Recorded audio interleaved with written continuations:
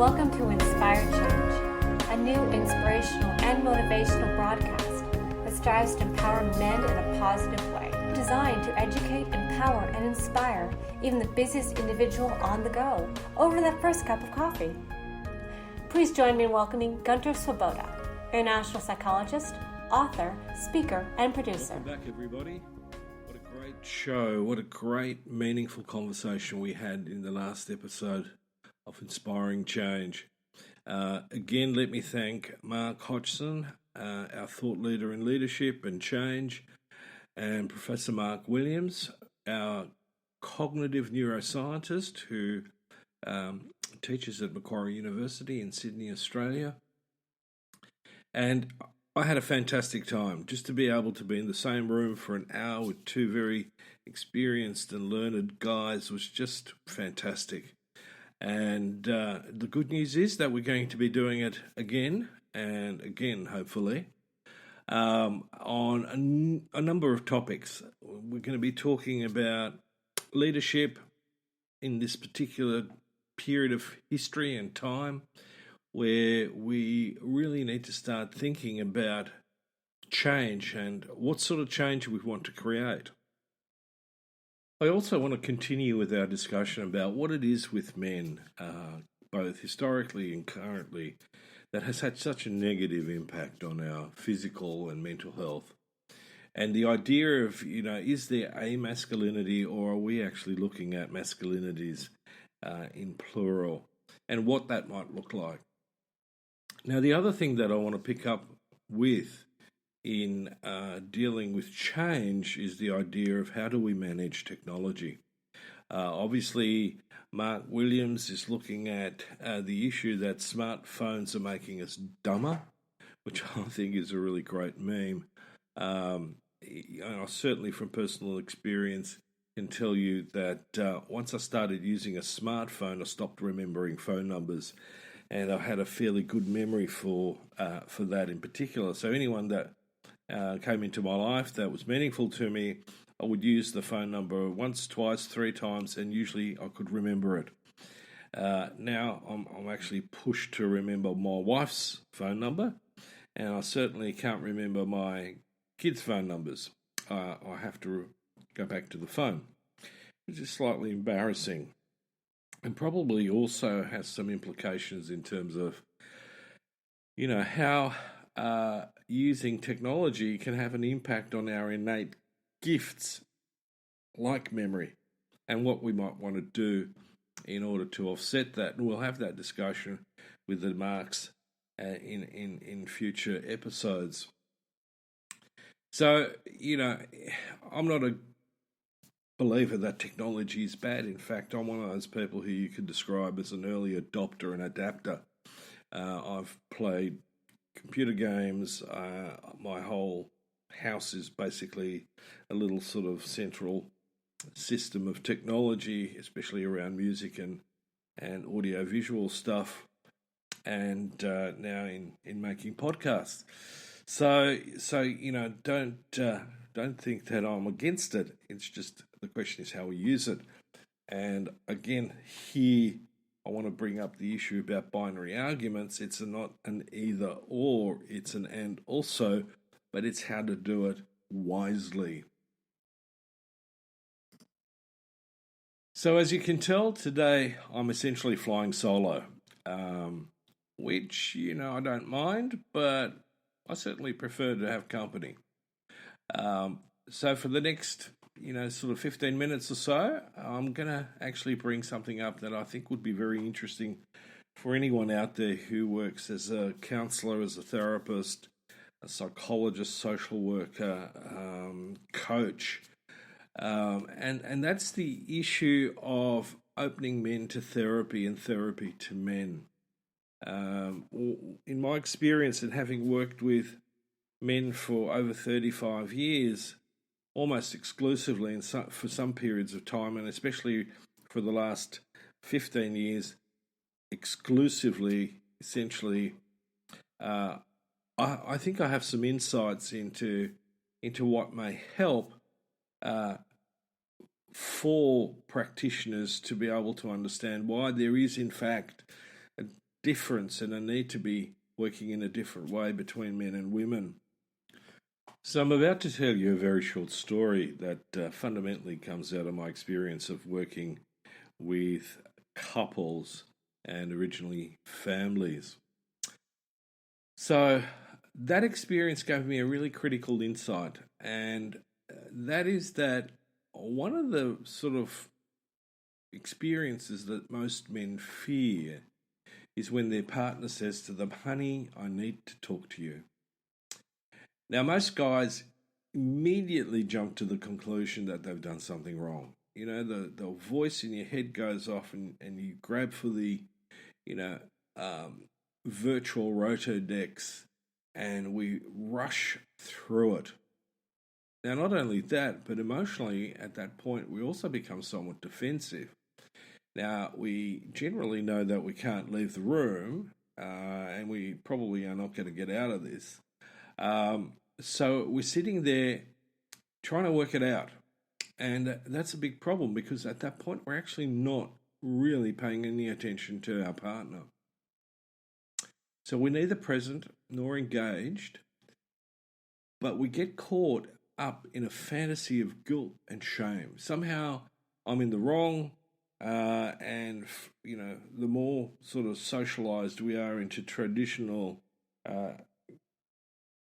values, I'm going to try to defend myself. Now, the reason why I'm describing this behavior is that I see this as encapsulating a very serious issue about our inner life as men. And it comes back to this idea that we've been trained and we react in binary terms, good versus bad, right versus wrong, and it stops us from really being present and engaging. But the other thing is it makes it really defensive. So any suggestion that we should engage something like counselling, like therapy, is that as men we tend to see that from a very negative perspective. Now, most of the time it's because there's a belief there that I must be broken. There's something wrong with me. We don't see this as something that is helpful necessarily or useful. So the times that I've seen over the years, and it has changed, I've got to say that a lot more guys, you know, are willing to engage in counselling and therapy and in coaching from a particularly more positive approach, especially coaching, because we can put that under the banner of like soccer coaching or football coaching. So it's got a less onerous connotation for us. And so it also has a bearing on the way that we relate from a gender basis and also in terms of sexuality between men and women. Now, as I said, I've seen a small breeze of change wafting through our lives. But I really believe that small breeze needs to become a whole wind, perhaps even a storm. So over the last 3 decades, my practice has gradually become more and more focused on men's issues and working with men on all sorts of different levels.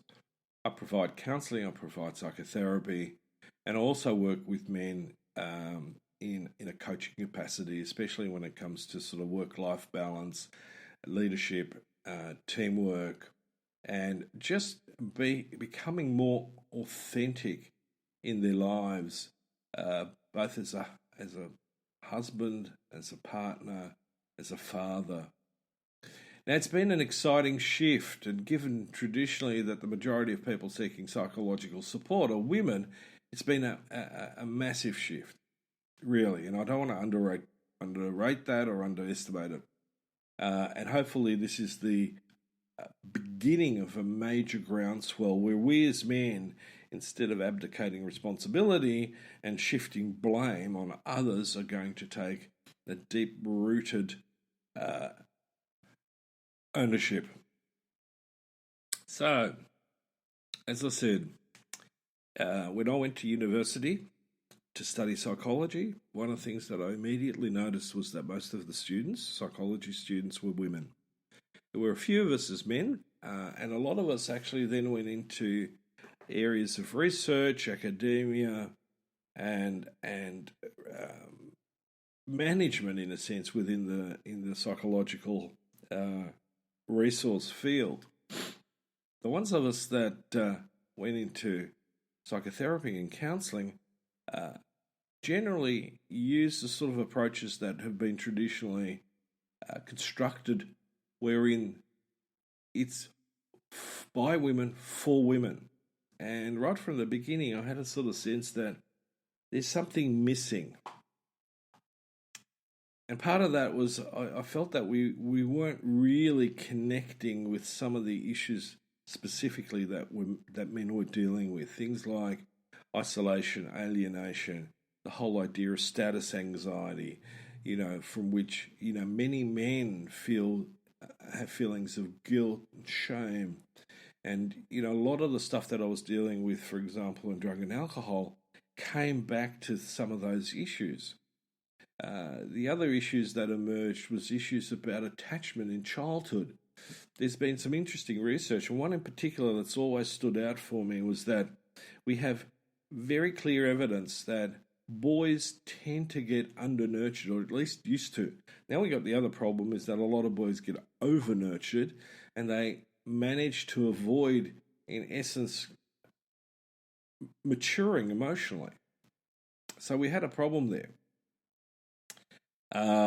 So the question is, what's really stopped men from engaging in therapy? And the first bit is that men tend to see therapy as something for people who are either nuts or broken. And no male in their life is really going to want to admit that. But there's a whole bunch of other things that I think are really important to take into account in this. Now, traditionally, psychotherapy was created by men to treat women. And it's a perception that I still get from a lot of men. It's okay for my wife to go out there and have therapy, but, I'm not so sure about me. And in fact, I don't actually think I need it. So often men come into the session and their opening line is, I actually don't know why I'm here. Certainly my wife has wanted me to come and my doctors wanted me to come, but, personally, not sure I need this. So the other issue that comes up that's a real handbrake is fixed cultural and social ideas about masculinity. And this happens to affect both the therapist and the client. And it's getting better in terms of therapists being more conscious about gender issues and traditional versus, the sort of new masculinity that I talk about. But it's also, it's got some really fraught issues around with it. One of them actually comes out of the whole Jungian framework where, as human beings, we have both a masculine and feminine side. Now, I don't particularly mind Jung. There's a whole range of stuff that I think is really worthwhile considering, but I think that sort of psychological framework about a split between my male self and my female self, I'm never comfortable with that. In fact, I tend to think it's a bit of nonsense. One of the things that I'm very clearly engaged with in terms of psychotherapy is that as human beings, we fundamentally need to integrate those fractured aspects of our personality in order to feel more whole. And that should also be reflected within our communities and on a broader scale. So not really comfy with that one. The other aspect is that the majority of therapists continue to be women. And again, this really taps into our narcissistic wound. As men, we fear being judged and potentially shamed. So, really opening up to a woman about what's really deeply affecting you is not easy. I've been in therapy, and as much as I, was raised with a very strong mother and who really taught me respect for women, there were times when I could feel being resistant in that and just wanting to, have the therapist see my best side and not the pain that I might have been carrying. The other handbrake is social stigma. Now, we're working big time on that issue. But it still continues, and especially in male-dominated workplaces. And, despite the fact that women are participating more and more and more in the workplace, and we're heading towards essentially equal numbers, the actual culture in workplaces, doesn't matter whether it's political workplaces, organisational, corporate workplaces, whether it's health workplaces, the culture fundamentally rests on patriarchal values. And within that, men have this sense they need to be strong and stoic. The observation that I often get is only the weak need therapy. And, Fritz Perls once said that, therapy is too good for the neurotic, which is a term that was used at the time in the 60s. In other words, what he was saying is that therapy is there for people who want to engage in their own personal growth. It's not just for when we're, psychologically distressed or disturbed. And that, ultimately we need to get over that. Otherwise, it's going to continue to impact severely. So, it leads us on to the other issue, which is that need to be seen as strong and stoic. And in that, I raise the issue about inclusion versus exclusion. We tend to go into the binary again, that there's this group of weak men and then there's this group of strong men, and the two don't necessarily blend. Complete myth. The other issue is that there's a real misconception about what therapy is and the mechanics in a way of it. So we need, in a way, to find a space, a place where we can educate men better, or the community as a whole better. And as I said, it's getting better because even in traditional boys' schools, there is a strong move towards encouraging boys to put their hand up for help if they're starting to feel, distressed or disturbed by experiences. But we've still got a long way to go. Now, I'm always going to come back to ground zero, which is that whole issue about patriarchal socialization, because I do really believe that it's fundamentally at the root. It's the root cause for a lot of the things that we see that are, evil, that are disturbing, that are distressing, and that stop us from evolving the way that we could do. And so I'm going to wrap up this particular podcast with a quote from a webpage on organising change and why patriarchy still persists and how we change it. Now, the quote's really relevant. I really like it. It essentially reads, patriarchy is generally not an explicit ongoing effort by men to dominate women. What it is a long-standing system that we're born into and participate in. And here's the important bit, mostly unconsciously. So one of the ports of call, as I've spoken about, is increasing our self-awareness. That's one of the cornerstones in therapy, in counselling, and in coaching. And we need to reflect on that. So if this is unconscious to a large degree, we need to become conscious of it. So until my next solo flight, where we'll pick up with that idea some more, I'm going to sign off now, and I hope you have some food for reflection and have stimulated your inquisitiveness, your curiosity, because that's really, really important in living a full life. Thank you, Gunter, and thank you for listening to Inspire Change with Gunter. Again, if you have any questions or comments or ideas for a show, you can email development@noirtainment.com. That's development@noirtainment.com. Thank you, and thank you for listening.